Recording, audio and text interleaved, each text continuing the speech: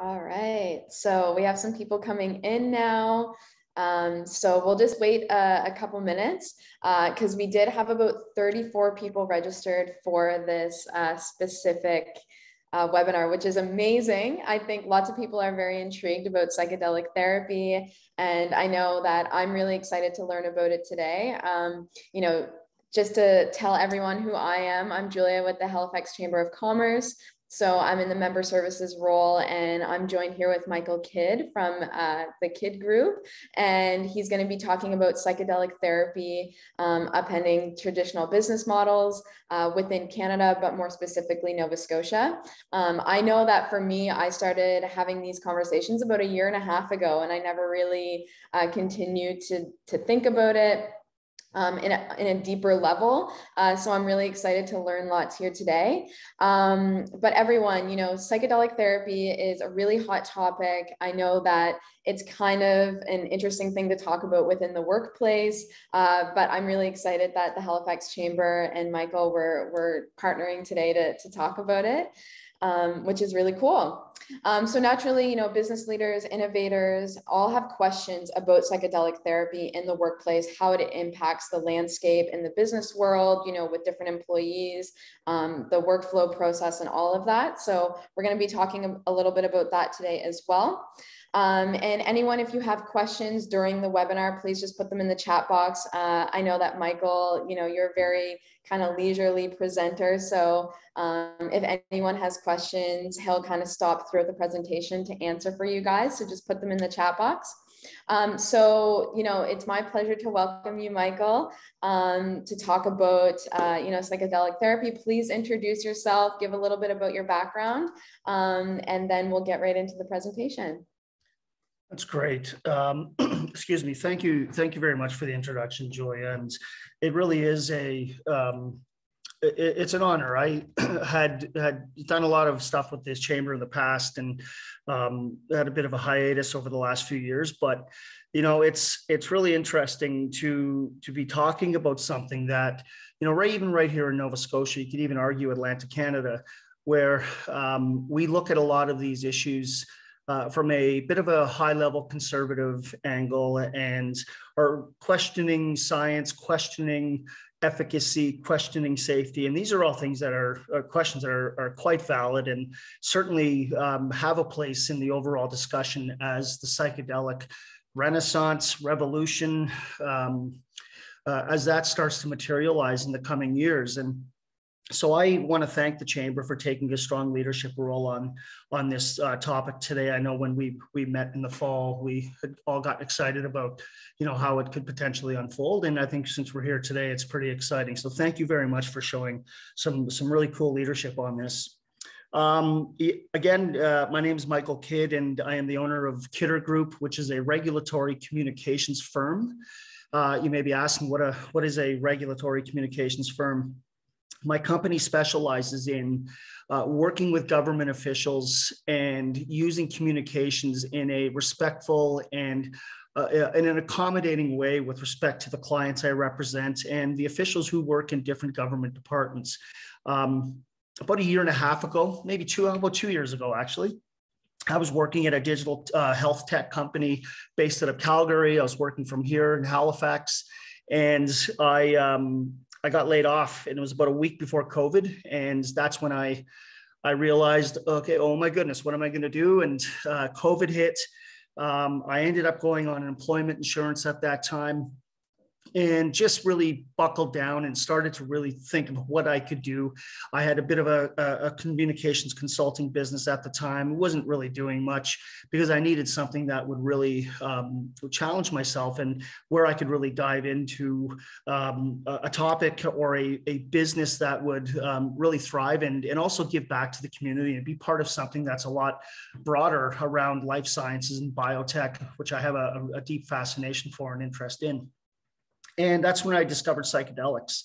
You know, not unlike probably everyone on this call, we once read an article about it and really sat back and questioned what does this mean? Like I may have did magic mushrooms once when I was in high school. It was a pretty cool experience, or it was a pretty bad experience. So, you know, there was that whole discussion, at least internally with myself, of am I doing the right thing? And, you know, I'm really glad that I did. I pivoted my business to specifically focus on psychedelics, life sciences, and biotech.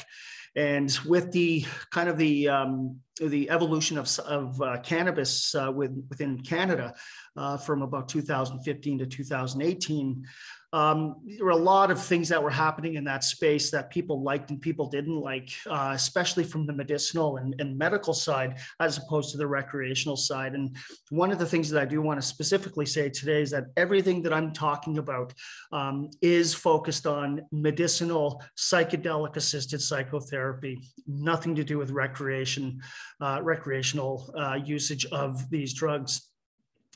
Fact is that a lot of the science is starting to demonstrate efficacy and safety amongst Canadians who are exploring and experimenting with these drugs from a therapeutic perspective.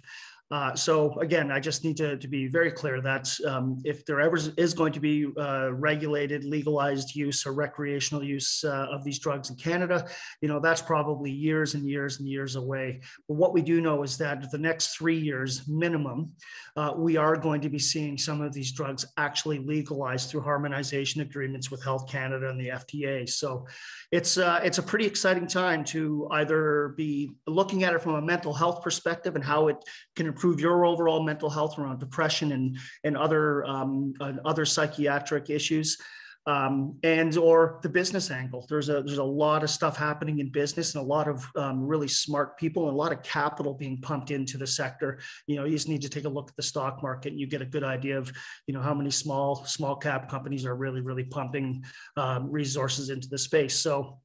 So that's a bit about me. I again am happy to answer any questions. Julia, if there's a question and you sense a break in the discussion, by all means, please feel free to ask it. And if I don't have an answer for you, I can certainly get back to you with an answer. So without further ado, let's move on to the next slide.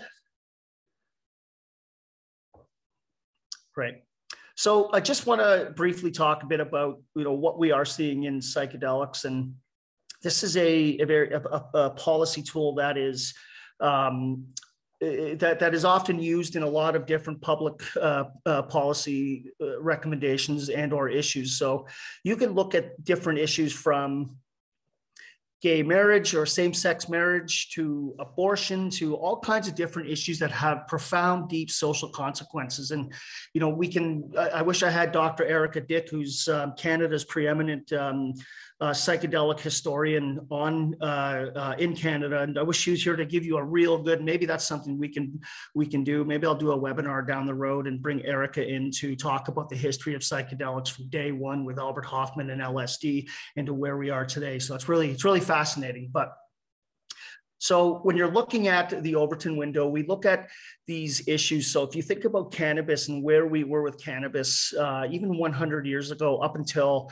6 years ago, 7 years ago, and if you had looked at cannabis on this Overton window, you would have seen that from, say, 1900 to the 1980s and 1990s, that issue would have been completely unthinkable. And if you're looking at the arrow, and then you see that natural progression with cannabis, and now we are at a point where it is between the policy and popular sides of the window, and it's entrenched there now. And you're starting to see a lot of that legislation in the US and other countries as they start to liberalize and decriminalize their laws around cannabis.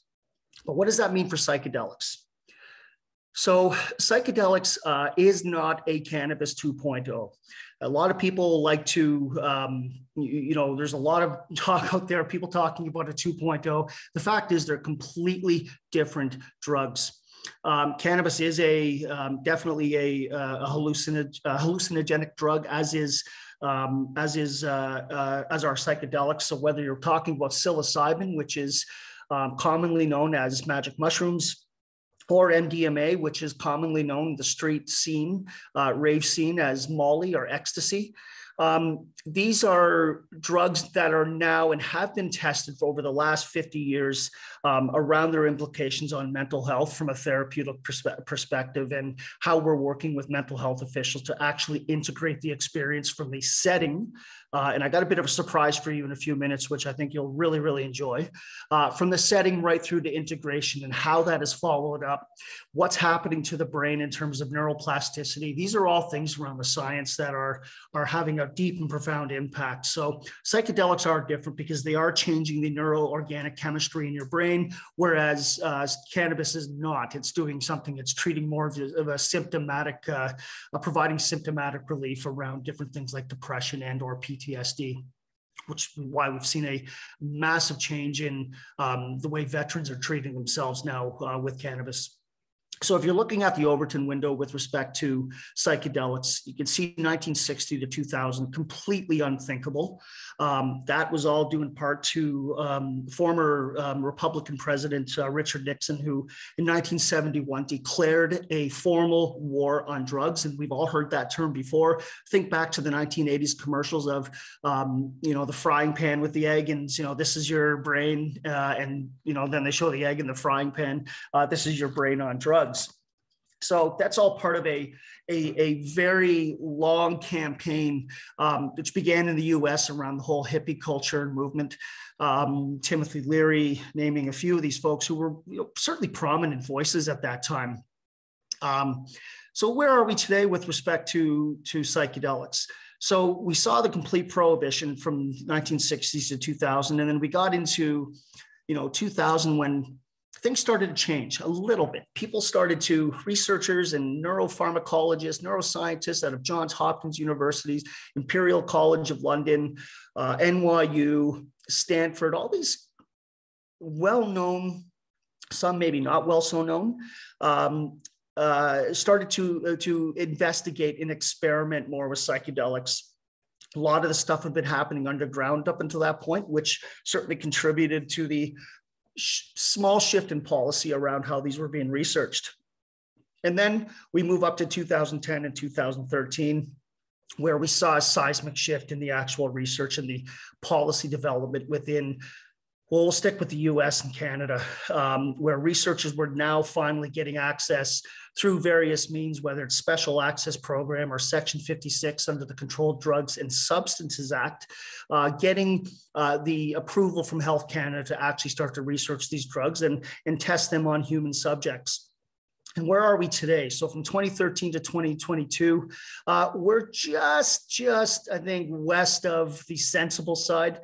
Still not popular and definitely not near policy, but we're getting there. And a lot of great things have happened over the last couple of years, which I'll certainly be happy to share with you. So that's just a bit of an idea of the progression of psychedelics and how far we've actually come in the 50 or 60 years. And I think we could be a little bit further. It just takes, like any industry, emergent industry, it takes a lot of time, education, and effort to actually get those kinds of policies implemented. So next slide, please.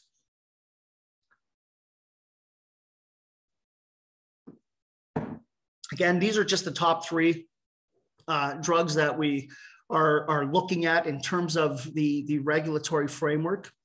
LSD, not so much. LSD is something that is certainly being experimented, being used for research around addictions, especially around smoking and alcohol addictions. So you're seeing a lot of these drugs that are being researched and tested throughout Canada and throughout the world through GMP compliant, which is good manufacturing practices, compliant facilities that are really starting to produce the next level and the next generation of these novel psychedelic compounds.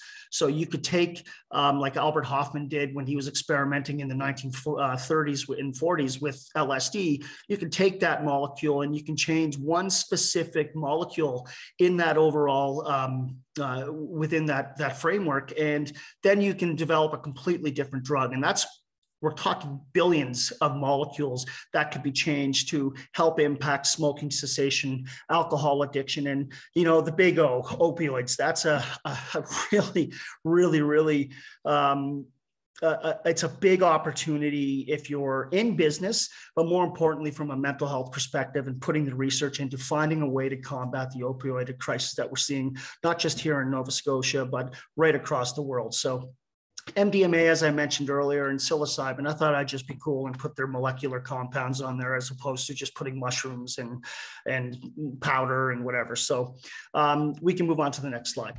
And I should say psilocybin are magic mushrooms. So, all right. So this here is something that really moved me to the point that's when I knew I was 100% invested in this space.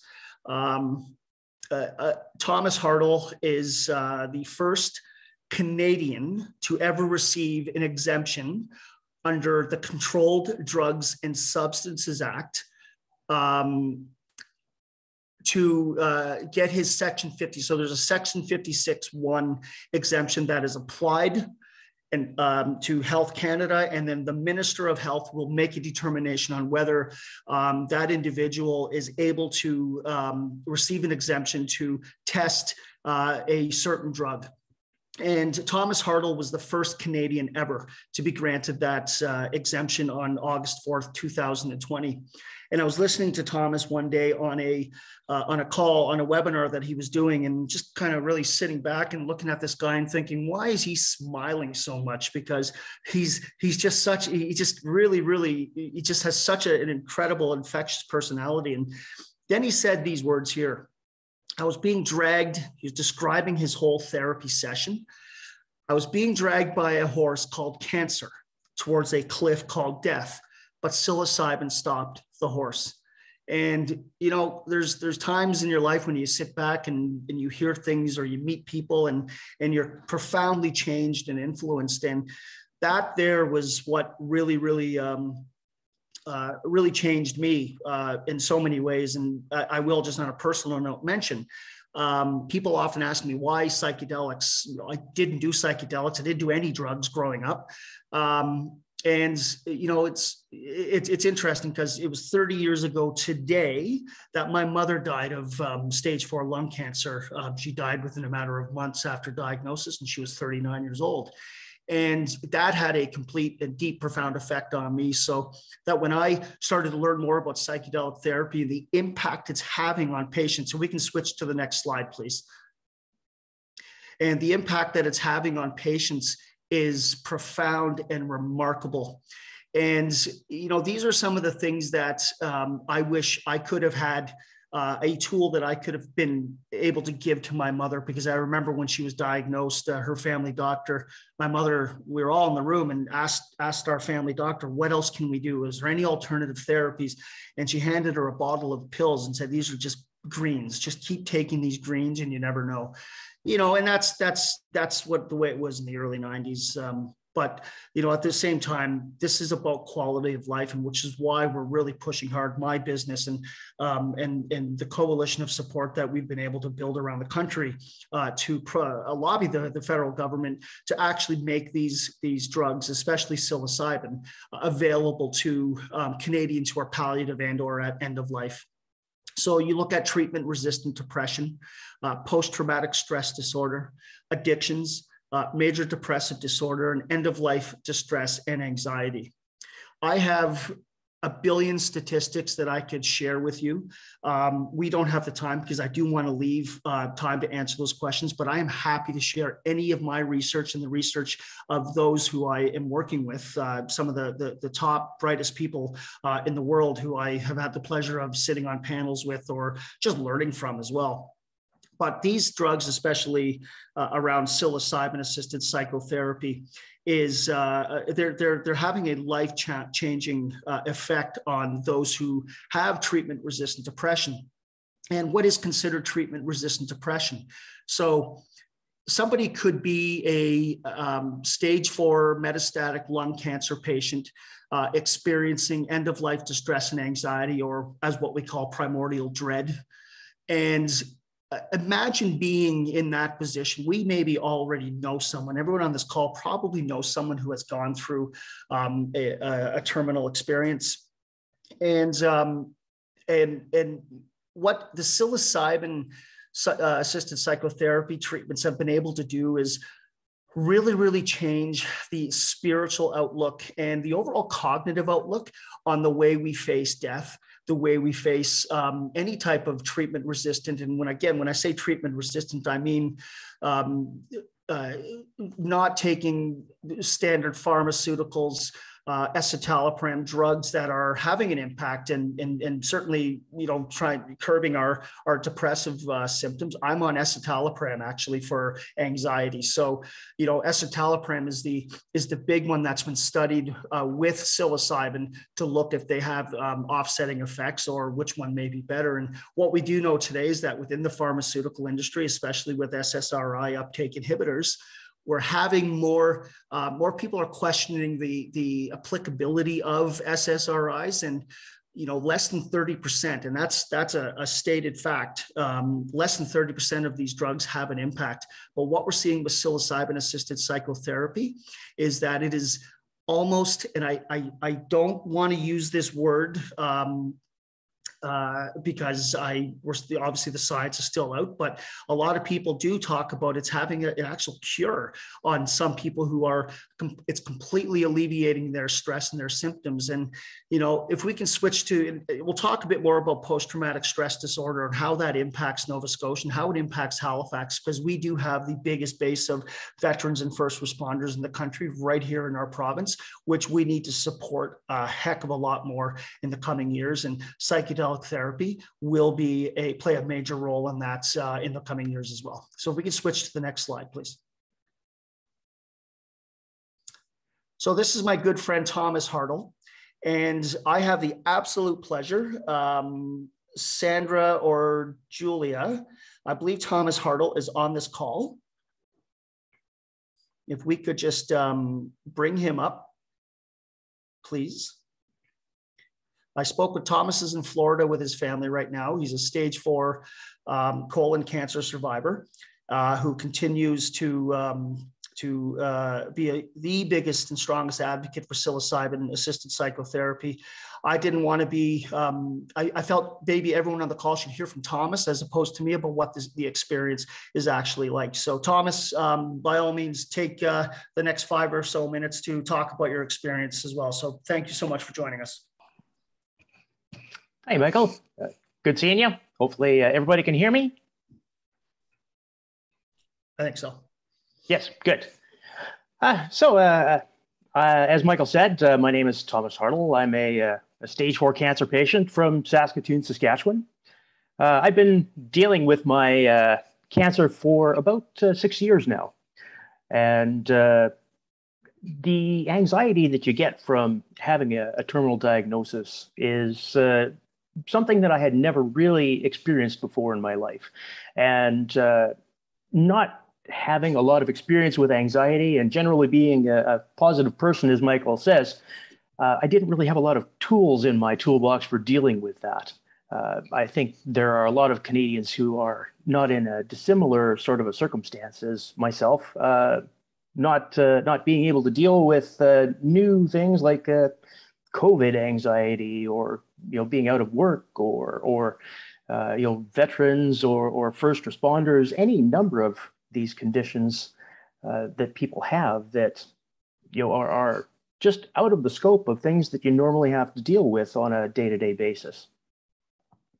For me, the anxiety was something that was just pulling the enjoyment out of my life and my ability to be able to share happy and loving experiences with my family, the same way as it does for anybody who has these types of conditions. And I have tried a lot of the traditional therapies like the SSRIs, like Michael has talked about. For me, the use of something like an antidepressant changed the way that I feel during the peaks of anxiety or depression. In a similar way to if you have like a toothache and you take an Advil or something like that, it masks it, but it doesn't actually fix it. And the difference between taking something that masks the symptoms, or for me, I like to say it made my world feel very beige. So it took the peaks of anxiety out, but it also took away the peaks of happiness and love and all of the important things that we have in our life. For me, taking the psilocybin-assisted psychotherapy, and again, the psychedelic is a portion of that therapy, not the entire treatment itself. It had the effect of changing the way that I think about the whole death and dying process. The idea that life can continue after that is now something that I feel I may have experienced a bit of the flavor of, as opposed to it just being an academic topic to me. So what that has done for me has cleared away all of the fog and the noise and the clutter in my head that was getting in the way of my ability to actually interact in a meaningful way with my family and really participate in my life, as opposed to just being encapsulated in the anxiety and the idea that my death is going to be probably sooner rather than later. Being able to just have that joy in your life and pleasure. I'm actually on a family vacation right now, and that is something that would have been completely unthinkable to me prior to having my psilocybin-assisted therapy. So getting your life back is just sort of a gift that's really hard to describe to people, but it's amazing. Thomas, thank you so much for that. And Thomas is going to stick around, and if anyone has any questions around the actual process, Thomas, I'm sure you'll be happy to answer any questions. 100%. All right. Yeah, he is. I'm not kidding. He is the most positive guy in the world. I've had a chance to hang out with him and be on panels with him in the past, and we've become very close friends. And there's a reason for that, because he is a true fighter and Canada's strongest advocate on this therapy for those who are suffering with end-of-life distress and palliative distress. So these are just some statistics on a few academic literature reviews that we've done with some of the top researchers out of Queen's University, Dr. Ronald Shore, which gives us a really good idea of what end-of-life distress does. Thomas maybe just explained it a little bit, but you look at some of the things that we experience at end of life around, poor psychological outcomes, including decreased medication adherence, diminished quality of life, higher rates of suicide. 80% of patients with advanced cancer are likely to suffer distressing thoughts. These are things that some of us experience on a daily basis through other just, standard treatment resistant issues of depression. But imagine how much more that is magnified when you're actually dealing with an end-of-life experience, or knowing someone who's dealing with an end-of-life experience. The fact is, we have the science now and the research that shows that psilocybin-assisted psychotherapy can provide the kind of relief that people need to improve the quality of their lives at the end of their life. So next slide, please.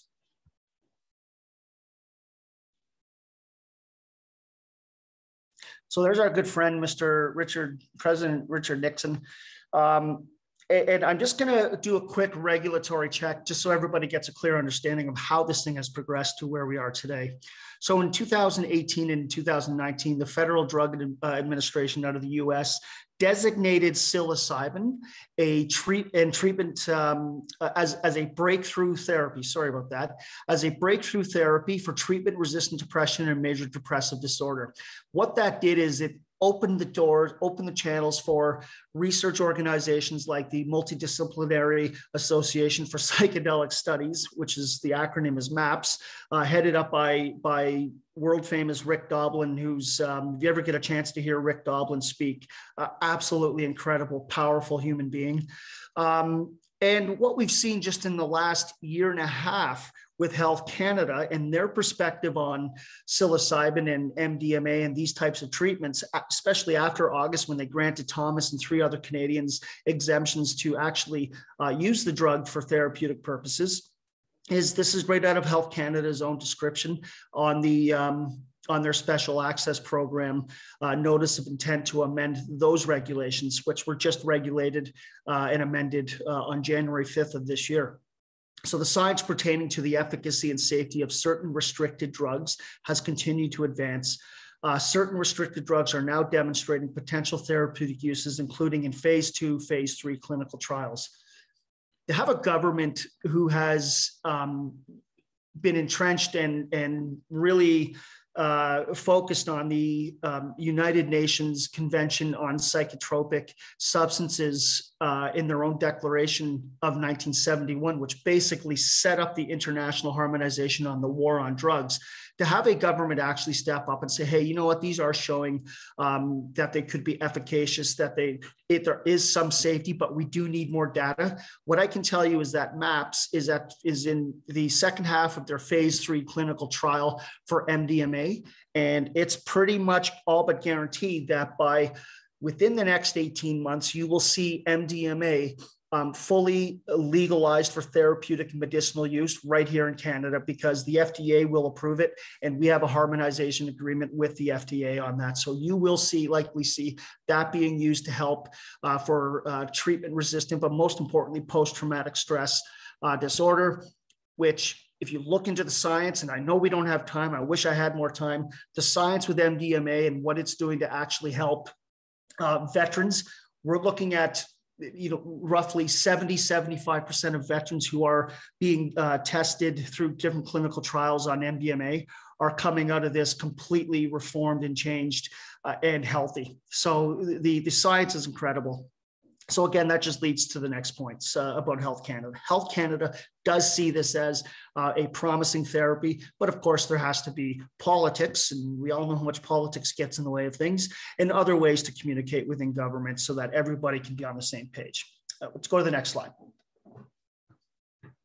This is just a timeline of events. I mentioned August 2020 when they granted the Section 56 to Thomas and the others. December 2020, they issued a call for submissions on proposed amendments to the Special Access Program. And what the Special Access Program is, it's one of 3 streams through the drug process under the Controlled Drugs and Substances Act, and it is a compassionate access program. Prior to January 5th of this year, a medical physician or a clinician or a practitioner could not access this program to get somebody access to psilocybin therapy or MDMA therapy, because those drugs are restricted with cocaine and heroin and other psychedelics like LSD. As of January 5th of this year, the government has amended that and is now opened up so that physicians can actually request that a patient apply and receive psychedelic assisted psychotherapy with MDMA or psilocybin, which is a huge shift in policy, which is exciting to see. We did submit, my company with an industry coalition did submit a regulatory analysis back in September with Health Canada. We are having some great discussions with Health Canada right now on how that looks and what we could potentially do to get some form of legally access control to those who are dying or at end of life.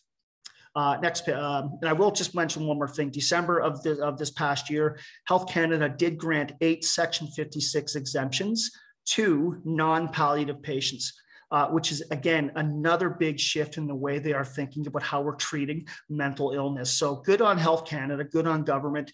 They're taking a slow approach, but at least they're making, taking some steps in the right direction on looking at all kinds of ways we can combat the mental health crisis. Next page, please. Okay. So there are roughly 4 industry segments. For those of you who are really business-minded, you'll probably appreciate this a lot more. So there are 4 industry segments.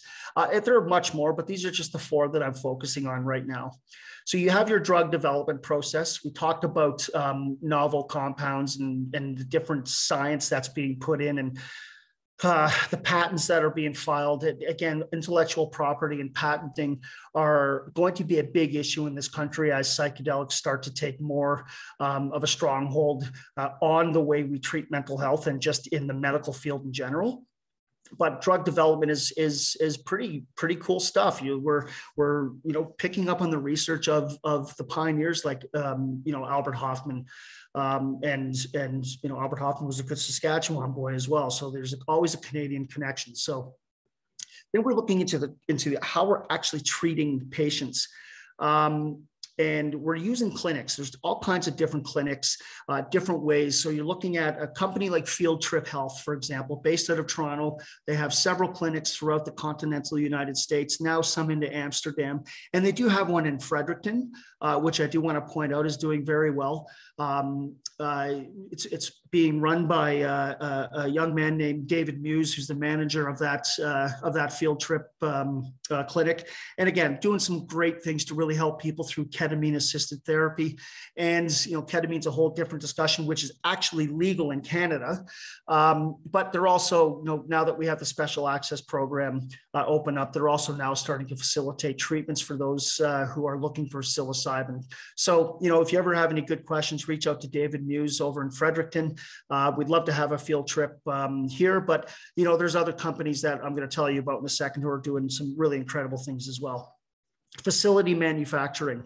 That's one of the biggest pieces that we're starting to see across the country, and where I think HRM has a really good opportunity to be not just a Canadian leader, but a world leader in putting together a drug development facility. We have an obligation, I've always felt, political and social and economic, that where we can be leaders in the sense that we are going to be producing some interesting science, looking at different tech innovations and solutions that can help fix the overall mental health crisis we're seeing in this country, especially right here in Nova Scotia, which we're producing the worst results on mental health. So, looking at that, I know in speaking with some of my clients, and one right here in Nova Scotia, there's some really good, a lot of momentum in working with government to see what we can do to build an actual facility here to create more jobs and bringing more tech and more of that knowledge capital into the space right here into Nova Scotia, where we can really start to take off and again, be a world leader. We're geographically positioned perfectly, close to the UK, which is another hotbed and an innovation hub, but we could be leaders right here in Nova Scotia and right here in HRM. And I think that's a discussion that I know I'd love to have with the mayor, I'd love to have with the premier, and with anyone who's interested in actually pulling that together, because there's no reason why Nova Scotia shouldn't be taking a active leadership role in this space, especially around facility manufacturing and producing natural grade or synthetic psilocybin, or even other drugs like MDMA. Clinical trials and research and development. Our academic institutions in this province, in this city, are lacking around psychedelics. I've reached out to many of them. I've had philanthropic dollars thrown my way to say, hey, could you help us spearhead centers of excellence? Could you help us maybe fund a few researchers who are really interested in psychedelics? If there are researchers who are interested in psychedelic research, I'm not hearing about them, whether that's from a neuroscience perspective, a pharmacology perspective. We need to develop more of that space right here. And the fact that Health Canada is opening its arms and saying, give us more clinical trials, because we really want to progress and evolve the science around psychedelics so that we know that we can develop a safe supply right here in the country and continue on research and development to improve the mental health crisis, as I've mentioned a few times now. So those are kind of the 4 areas where people are dabbling. Haven't even really talked about innovation and tech. But again, there's some amazing things that are happening. Businesses are looking at evolving their business models on that. And, instead of looking at traditional clinics, they're now looking at ways to bring that online.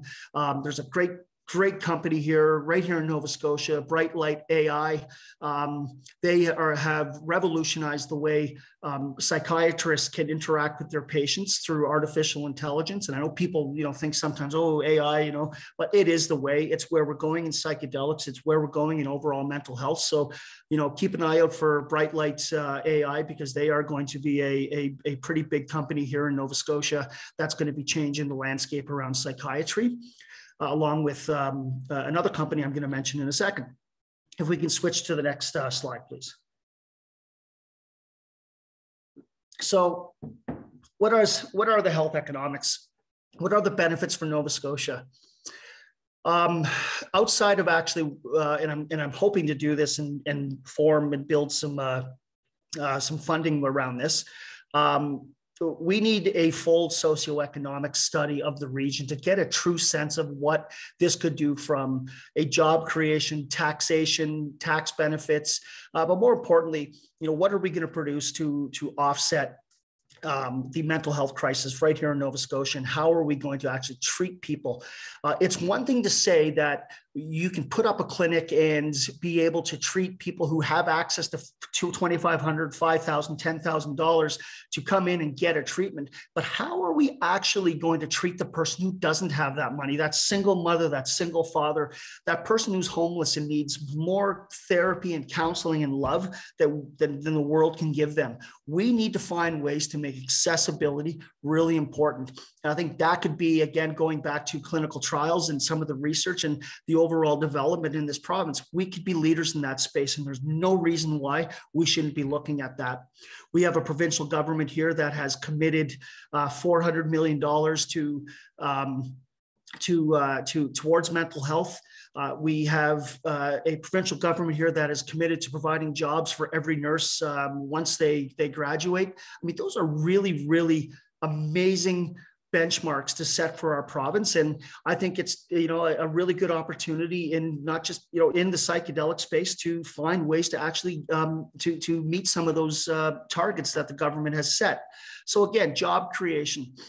Nursing is, if you're a nurse, or if you know a nurse, or if you're listening right now and you're a nurse, there are going to be a lot of jobs available to you in this market, because you are the frontline ambassadors in this whole fight and in the emergence of this space.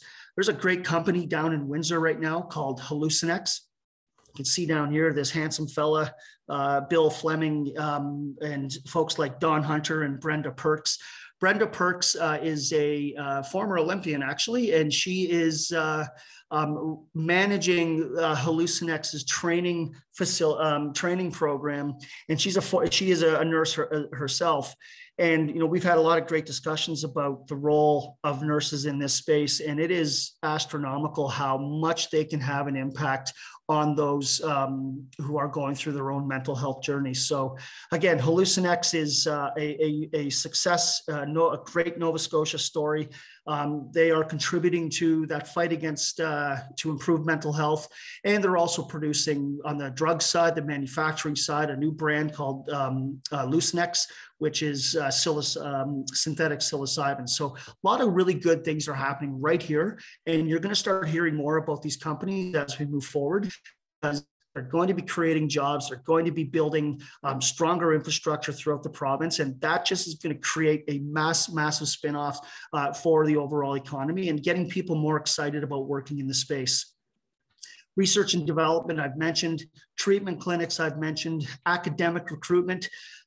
Dr. Robin Carhart-Harris, who is based out of the Imperial College of London, is known as as probably the top psychedelic pharmacologist in the world. He was just recruited to go to I think UCLA. I'm not sure. It's one of the California universities. And there's no reason why we can't be doing the same here in Nova Scotia. We talk a lot about our education infrastructure, our post-secondary infrastructure. We could be leading the way on bringing in some of these top scientists to bring more dollars, bring more funding into the space to help grow more academics and researchers and scientists in this area. So there's no reason why we can't be doing that. Healthcare philanthropy. Sanjay Singhal, who's the head of the Nakin Foundation, a world-class, great Canadian entrepreneur, has just recently donated $5 million to the University of Health Network in Toronto to establish the first psychedelic center of excellence for psychotherapy in the country. And where that's going to be going in the next few years is incredible. The stuff they're looking at, from even looking at drugs like DMT, so 5-MeO-DMT, which is another hallucinogenic, ayahuasca, all these different drugs that are coming into the mainstream for research purposes to have a better understanding of how they're affecting our brains and our overall moods. So there's a lot of opportunity to be investing healthcare philanthropy dollars into this region. Innovation and Tech Hub, we already have a great sandbox here. We've got a lot of smart people. You think of the Travis McDonoughs of the world, a lot of really smart people who are looking to grow the innovation and tech infrastructure. And there's no reason why psychedelics can't play a role in that.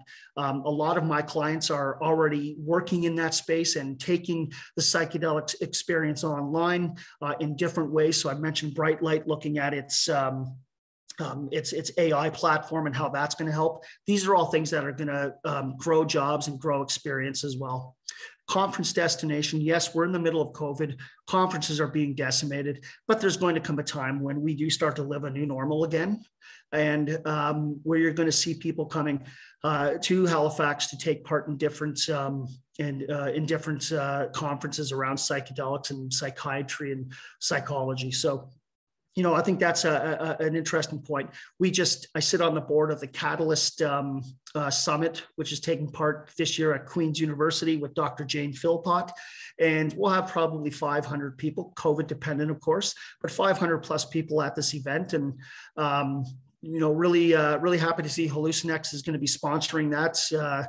I know Bill was, when I spoke with Bill about that, he was over the moon, excited to get involved in that. So appreciate his support. But of course, we could be doing the same here in Nova Scotia at Dalhousie, wherever there's an opportunity to be telling this story. And again, we talked about the world-class drug facility manufacturing. We have an opportunity right here, and this could be a real game changer for tech, for drug development in the country if we were able to establish something like that here. And of course, you have your lifestyle economy, which kind of connects with the eco-mushroom tourism. You have a lot of people. You think of the Paul Stamets. If you had a chance to watch Fantastic Fungi on Netflix, Paul Stamets is on our coalition. I work with him all the time on how to communicate mycelia and different types of psilocybin so that people are safe, and being able to forage and take part in a whole new movement that's taking place. And so, I think there's great opportunities all around to be doing things, whether it's starting up your own counseling practice specifically related to psychedelics, to foraging mushrooms and cooking them for people. There's all kinds of great opportunities to find a good work-life balance through psychedelics.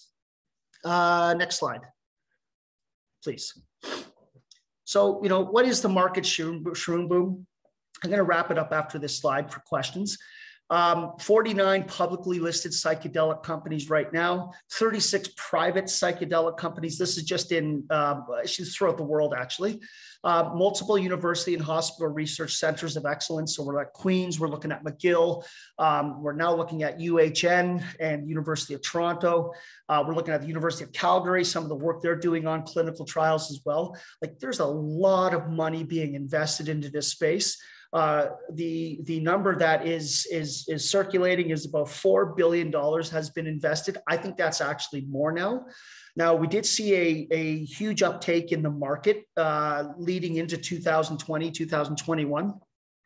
Psychedelic stock companies were fresh and young, and people were pumping lots of money into those stocks. We saw those stocks inflate. Now they've come back to earth a bit.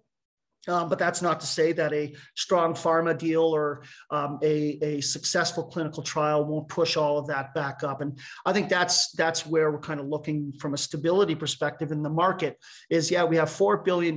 We have a projected valuation of about 10 billion. And I've heard as much as 500 billion, by 2030, 2035. So there is a lot of investment capital being pumped into this market right now.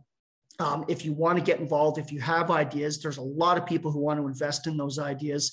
But we need to consider a couple of things. Number one, the reason for getting into these businesses. If you think you're just going to go and sell mushrooms online, pop up a quick retail store, you'll either be arrested or shut down, or called out publicly from people who have taken a long time to put the research and energy into actually growing this space from a holistic and organic perspective, so that we can build the research and not repeat what happened in cannabis, where we were really building the medical cannabis infrastructure until about 2016, 2017, when the current government came in and legalized it in 2018. So we saw a mass shift in the recreational use of cannabis. And then we seem to forget about the medicinal and therapeutic use of cannabis. The good thing is that's starting to come back. Government's putting a little bit more money back into the actual research of medicinal cannabis, which is very important. And it's just as important in psychedelics as well. So I'm going to end there. There's probably some questions that you have that, again, with some of the stuff that I mentioned. I hope I didn't talk too fast, but we'll open the floor to questions if you have them. So thank you very much. Amazing. Thank you so much, Michael. What a plethora of information to take away from today's conversation. And I'm sure there's going to be lots of emails that come through or people that reach out to you. But overall, thank you. A lot of interesting information. So you answered a lot of the questions already, but some of the ones that stood out to me. So someone had a question: what is the most challenging obstacle for companies trying to use psychedelics? Whether it be government or public perception.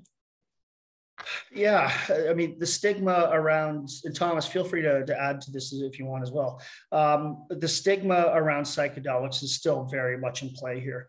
One of the things we spent a lot of time doing last year was educating policymakers and influencers with all three political parties.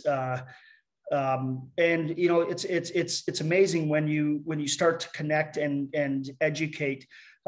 People get it instantly. They get it. And we had done part of our political action and advocacy last year was around medical assistance in dying. And, psychedelics was on the radar, but 5 years ago, they weren't from a policy perspective. But with medical assistance in dying, we were able to take that national issue of significance, connect it to psychedelics, so that people started to realize, well, 5 years ago, the state of palliative care in Canada was one thing, but we're 5 years ahead now, and we have these things called psychedelics, which are improving quality of life at end of life.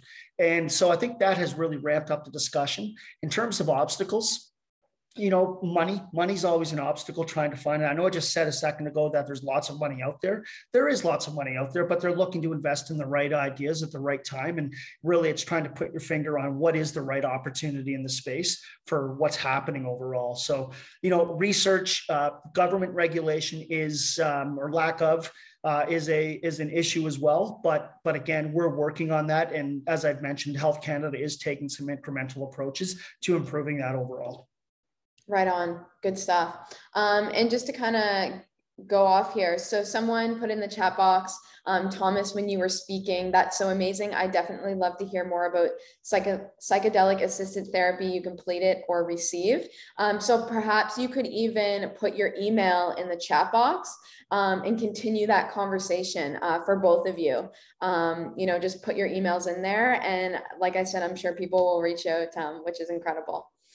So there's another question here. Is there anything that would disqualify me from trying psychedelic therapy? So it's a really good question. Yeah. Very important too. Yeah. So there are a lot of comorbidities that researchers look at. And it's a very good question because I've had this discussion with Dr. Pam Crisco, who runs an incredible group therapy program out of British Columbia, Vancouver Island University. It's called Roots to Thrive. And you know, one of the things that we are looking at is when we do a clinical trial, and this is one of the reasons I do butt heads with Health Canada a bit, because they keep pushing everybody, like, if you want this stuff regulated for therapeutic access, then you need to give us more clinical trials. Well, they cost money, they cost time, and they cost human participation. So there's a lot of factors in play there. But when it comes to comorbidities, one of the things that people are being exclusively ruled out from taking psychedelics through a clinical trial are severe mood disorders like borderline personality disorder, bipolar disorder. Those are the two, and schizophrenia. So those are the kind of the three big ones that if you are presenting or have psychiatric history, suicidal ideation, homicidal ideation, these are things that are automatically being ruled out. I don't know enough about the science. What I do know is that I've read a lot about what some of the experts are saying. And, you know, while there is research going on how these psychedelics can impact and potentially help with bipolar and other mood disorders, you know, I think you probably want to avoid taking a hallucinogenic in any capacity. If you are ever going to take it, make sure you have someone with you who is a qualified therapist or who can help you through that trip in that setting. The other thing is heart conditions. If you have a heart condition, I know there's been exclusion for heart disease as well. So, I mean, those are some of the comorbidities there. I'd be happy to share some of my research that I have with you. I'm just putting my email in here right now. So. Amazing. Thank you so much. Yeah. And just to kind of reiterate, you know, I know when I first started having these conversations, you know, I kind of thought off the top of my head, oh, I'm going to go home and do shrooms, or I'm going to do psychedelic therapy, you know, way back. You want to make sure you do it in a controlled environment. And like you said, you have someone safe around you. You know, you're not just going to take a psychedelic and be cured of whatever it may be. So thank you so much for reiterating that as well. Yeah. And Thomas, maybe you can talk a bit about, you know, what that setting looks like or whatever. Yeah, so the process for psychedelic assisted therapy is similar in a lot of ways to the process for regular talk therapy that some people have probably experienced. It has three basic parts to it. So there is the pre-therapy sessions where people are getting a good idea of what to expect out of it. So the types of things that you might experience, what's going to be reasonable for expectations to get out of it, some of the things that other people have encountered, and if you happen to run into something challenging in a session, the types of things that you can do to help mitigate that. So largely the intent is to really face those challenges and embrace them and push through them. The second part, of course, would be the actual psychedelic therapy itself. And that's going to be different for everybody involved. Of course, because everybody has their own specific problems that they have. So, you know, where mine is existential dread, another person might be, you know, a traumatic childhood or you know, some type of a different traumatic experience. And of course, the third part of that is the integration, which is very important. We learn these lessons and have experiences during the psychedelic session that we really need to integrate into what we have as our personality and embrace the types of experiences. So, you know, if you have developed these new pathways in your mind as a result of having a psychedelic in your system, then being able to reinforce these ideas is very important to the success of your therapy. Right. Wonderfully answered. Someone had a question. I think it's for you, Michael. Have you been in contact with any local university or academic groups exploring the production of I can't pronounce that word. It took me a month. So it's the extract for medical purposes. Yes and no. I mean, I'm always dealing with universities across the country, but not so much in Nova Scotia. Like I said, I've reached out to various departments, and I won't name the universities, but they're among our most prominent universities around. And they're just, I was basically told there's no interest. and which is a bit of a shame because they're going to get into the game too late. But again, that's where I go back to a company like Hallucinex. Hallucinex is working with all kinds of groups, veterans groups, clinical groups, and they're doing their own research, their own clinical trial right now. So there are really a good opportunity for them to have a leadership role and to learn from what they're doing that's so successful moving forward. So yeah, there are lots of groups I've been in touch with, but again, in this region, there's a lot of work that has to be done, and you'll be happy to know that we are working on that. But if you want to help me with it, please touch base. Fantastic. Somebody asked, do you know of any training for psychotherapists in Nova Scotia or Canada as a whole? I do. I know Hallucinex is building a training therapist program. Atma Journey Centers is an incredible, they have probably the best program in Canada around training. They're the only organization or the only company to have been granted a Section 56 for their training therapists to actually experience psilocybin so that they can then be trained to actually provide that counseling therapy to their patients. There's an advocacy group called TheraPsil that I know Thomas is very well connected to. They've got a great training program as well. There are a lot of programs that are out there, but kind of a buyer beware situation. If you have any questions about the most reputable ones and who's doing the best work, feel free to reach out. I can put you in touch with all those people.